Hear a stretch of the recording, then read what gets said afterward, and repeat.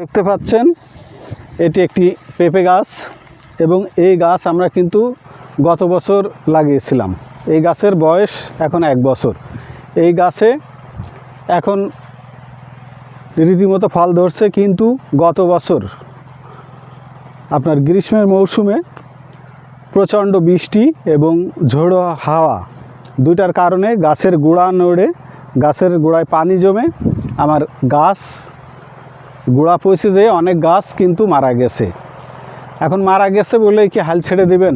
আপনি ক্ষতি তো হইতেই পারে, প্রাকৃতিক দুর্যোগ হইলে তো কারোর কিছু করার নেই। তাহলে আপনাকে হাল ছাড়লে হবে না।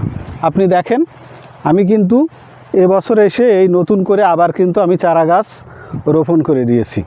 আপনারা দেখতে পাচ্ছেন এই চারা গাছগুলো আমার কিন্তু লাগানোর বয়স প্রায় 2 মাস।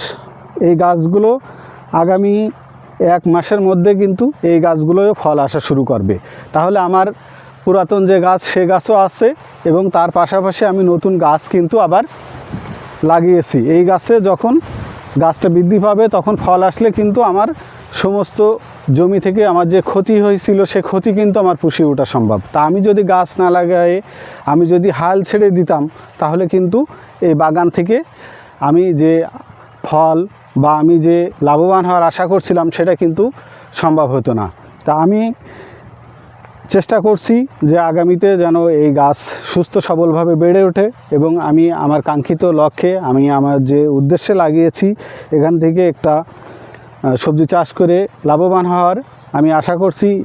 গত বছর যেটা হয়েছে প্রাকৃতিক দুর্যোগের কারণে, এবার যদি কোনো প্রাকৃতিক দুর্যোগ না থাকে কিন্তু আমার সেই ক্ষতি পুষিয়ে উঠেই কিন্তু 1 বছরে আমি লাভবান হতে সম্ভব হব।